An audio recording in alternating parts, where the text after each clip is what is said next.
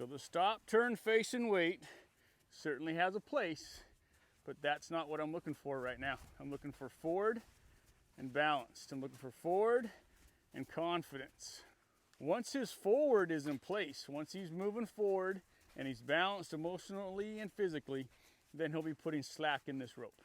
I'm not trying to lunge him to burn off any extra energy.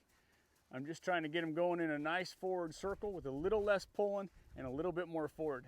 And he can explore all of his avenues of escape. He can throw all of his old antics at me, but the only time he's going to get a release is when he's walking forward. Kind of like that. I could put him in a round pen, and I could do this I am in a round pen. I could take the halter off inside the round pen, and I could move him around for sure. But what that wouldn't allow me to do is work on this halter pressure. Because I guarantee you he can go around in a left-hand circle just fine, but what he's not wanting to do is find balance. I'm being real careful to try to stay behind that drive line so I don't go in front of him like I was doing before I moved the camera, because I had a horse trying to knock it over. But I'm trying to stay behind that drive line, saying go forward. And the reason I got the driving whip is just so that I could kind of reach out there, not whip him, but just kind of get out there and actually be effective with him to ask him to go forward. If I'm sitting there waving that flag and he's not doing anything, well, then I'm going to be desensitizing him to the flag. Yes, he needs to be desensitized to commotion, but he doesn't need to be desensitized to pressure and intention. So I'll just pick up another tool. The same thing applies. Every time he stops, every time he pulls really hard on that halter, he's going to go forward. So when he goes between the fence and I, he gets really, really nice and soft right between that fence.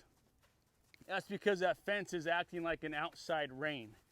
That's why if you do too much in the round pen, the horse can become reliant on the fence, and he's not listening to your outside leg or the outside rein or the outside of the halter. Good. Now I'm going to ask him to stop, and I don't want him to swing his hips out.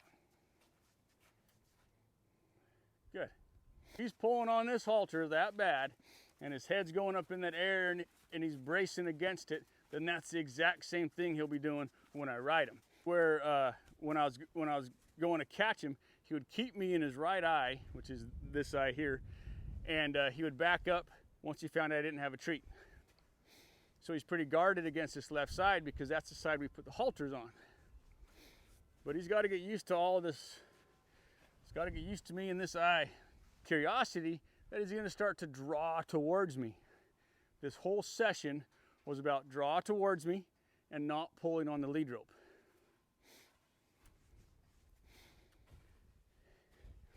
I don't know if it's, I just kind of tossed the rope over his back there. I don't know if, you know, a horse being scared, it's a lack of understanding. A horse being anxious about pressure, it's a lack of understanding of pressure. It's a lack of knowing what to do with pressure. They feel the pressure and they just don't know what to do with it. So they just naturally get anxious and excited, and they just can't deal with it mentally. So I've just been working on him handling pressure, handling commotion,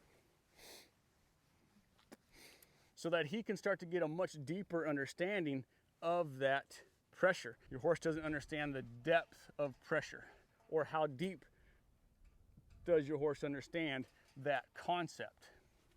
And that's what we're teaching this horse, so that the pressure means yield. When they yield, they're yielding to me, they're yielding to the leader. Nice looking shoe. So when they yield, that becomes the release. The yield becomes a release. The yield becomes comfort, because as soon as they release and give and let loose, then the pressure stops instead of running, instead of pulling. So that's what I've been working on with this horse. And then he should just follow me. I should be able to walk just about anywhere, and he should follow me now and not really pull on that halter. Come back around this way, and he should just follow me here. I changed eyes on him, that was good. Didn't bother him, and then he should just lead up. So I don't know how long we've been out here doing this, but his understanding of pressure is a lot better than when I first started.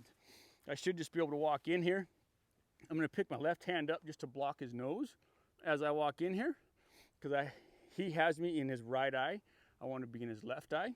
So I'm just gonna pick up my left hand and I'm gonna walk in here.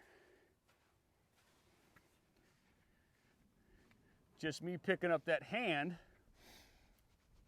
and directing it towards him was a little bit of pressure, and enough pressure to push his nose. So that's a pretty good first session for this big guy.